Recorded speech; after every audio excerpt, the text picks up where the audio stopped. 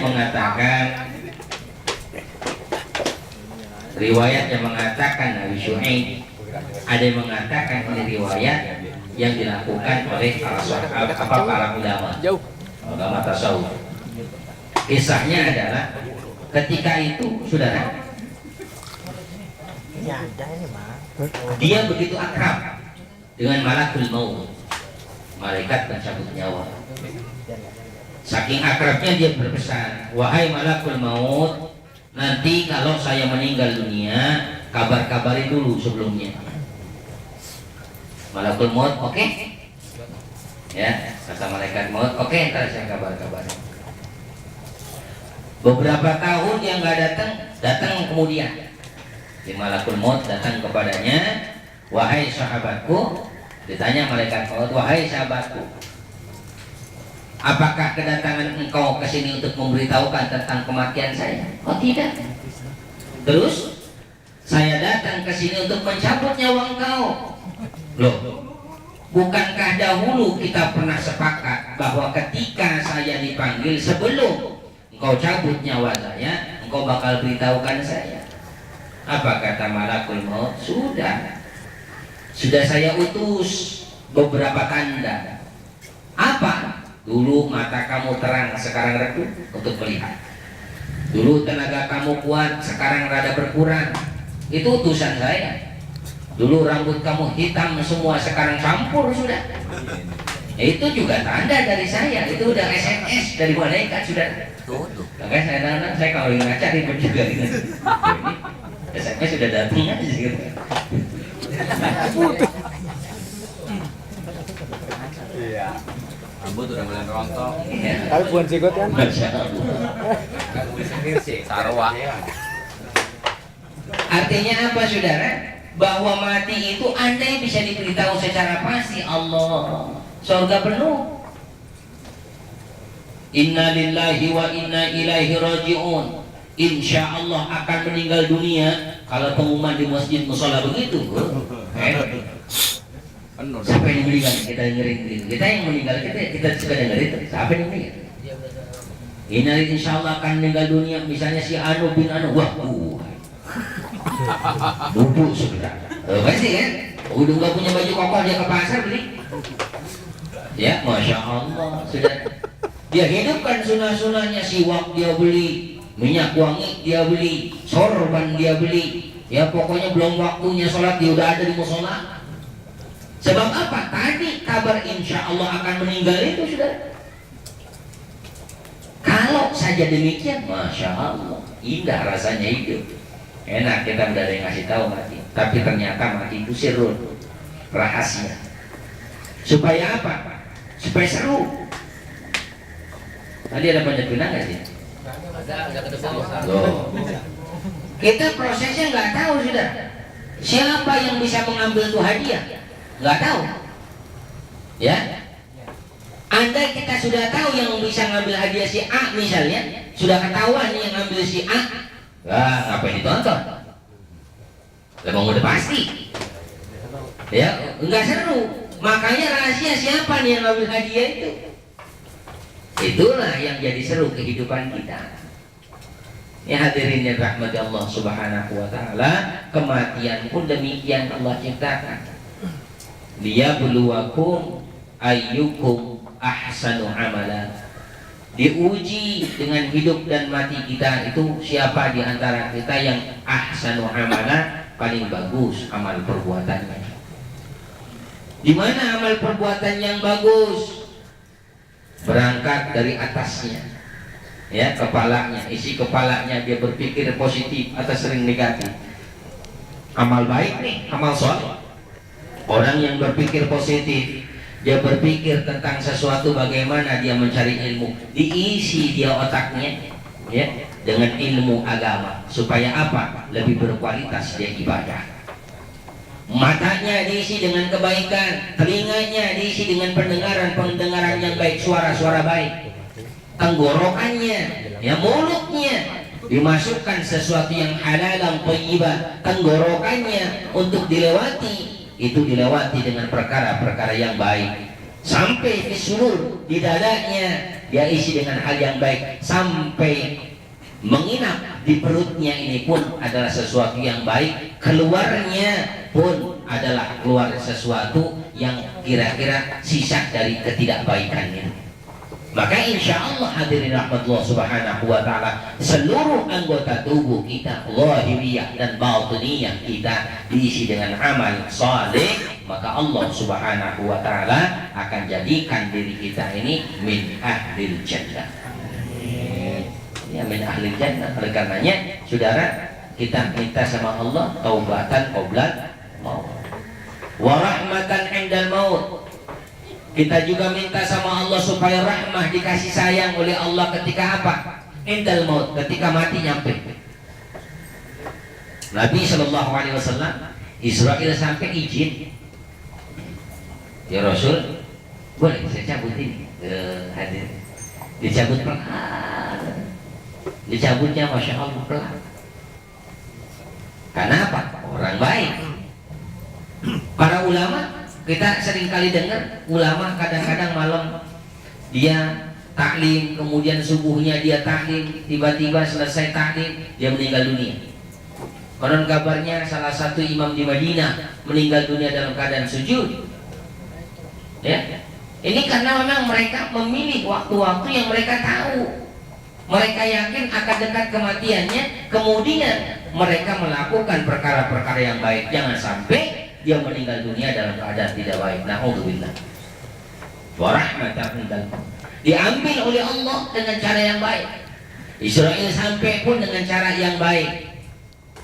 Jadi saudara, nggak setiap orang yang meninggal dalam keadaan senyum dia baik, belum tentu. Itu kan zahir saja sifatnya. Senyum orang, udah sholat nggak pernah senyum, wah pokoknya dia masuk surga. Karena senyum bisa meninggal, belum tentu juga. Ya, oleh karenanya termasuk ini kadang-kadang kita berpikir bahwa semakin banyak orang yang nyolatin, maka semakin dia dekat dengan surga. Iya kan begitu kira-kira ya. Wah, Masya Allah berkah yang nyolatin banyak. Sekarang mah jangan lagi ya orang sekarang nih untuk ukuran nyolatin, apalagi orang yang duitnya banyakan dikit. Wah, kebok yang nyolatin banyak, dari mana-mana ada. Tapi yang dimaksud nyolatin Nabi 40 orang yang nyolatin, maka dia dekat dengan surga dikatakan. Doa orang yang nyolatin 40 orang nyolatin, Allah akan ijabah tuh doa, diampunin si mayit. Dengan catatan 40 orang itu adalah teman-temannya ketika hidup di dunia, tetangga-tetangganya ketika hidup di dunia, orang-orang yang berbuat kebajikan yang tahu dia tentang kebaikan orang itu. Ini kenal kagak? Kita nyolatin, kenal nggak? Kan kita sering banget nyolatin, tapi kita nggak kenal.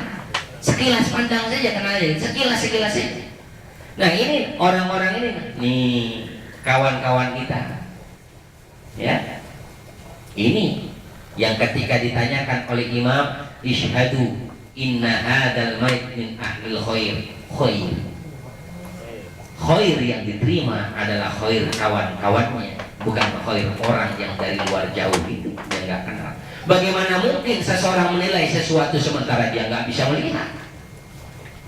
Bagaimana mungkin juri menilai 10, 9, 8 dengan nilai itu sementara dia tidak lihat penampilan? Agustus saja. Juri niat lomba kagak? Ya, masukin patat ke botol. Paku. Ya, abang masukin botol ke patat. Ya kan namanya Agustusan, macam-macam lombanya ya.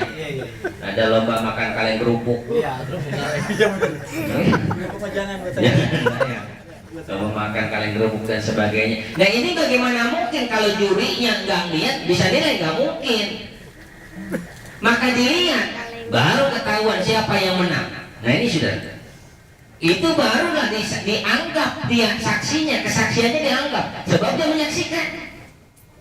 Begitulah kita ketika isyhadu inna hadzal mayit min ahlil khair, itu diterima ketika kita menyaksikan kehidupan.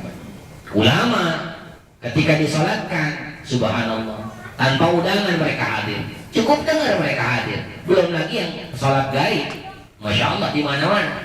Khairnya mereka diterima oleh Allah, sebab ulama dipandang oleh orang lain. Oh iya, saya tahu ulama itu banyak berbuat kebajikan.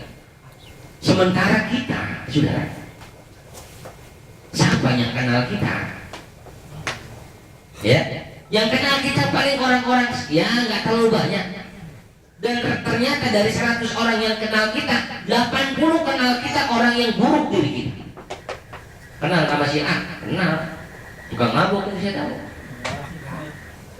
Apa yang 20 orang yang bilang, wah dia udah ngaji, lebar 20 orang sudah. Ya, masih terkorban dah. Saudara, ya, makanya ini dulu kan kita, masya Allah, kehidupan di masa lalu, berapa banyak yang kenal kita sebagai orang yang tidak baik. Hari ini berapa banyak yang kenal kita dengan apa yang kenal kita baik. Ini harus diperhitungkan. Khairnya itu yang diterima, sudah. Nah, salat seseorang ketika banyak 40 orang, tetapi orang-orang yang dekat, maka subhanallah, PPH Bung Martin sudah menyediakan 40 orang. Istiqomah insyaallah. Jadi kalau kita ada yang salah satu dari kita meninggal dunia, yang tangkaran tapi masih panjang, masih lama, tapi kita juga nggak tahu juga. Ya, karena meninggal kita nggak tahu, bisa saya belakangan, saudara duluan, bisa saya, ya bisa saya nyolatin kan gitu. Ada yang disolatin gitu. Jadi kalau 40 orang, masya Allah, istiqomah luar biasa. Ya, Bung Martin mobil khusus. Nih, ya dah, mobil. Baru batat yang belakangan kali. Masih baru banget belakangan. Baru banget.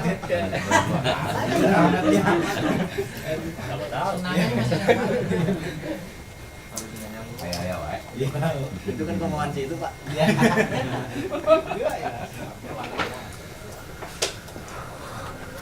Tidur, udah kenyang pengen tidur. Siapa itu? Lagi tidur. Waduh, bocah. Oh, air juga tuh bocah. Ayo deh, bangga.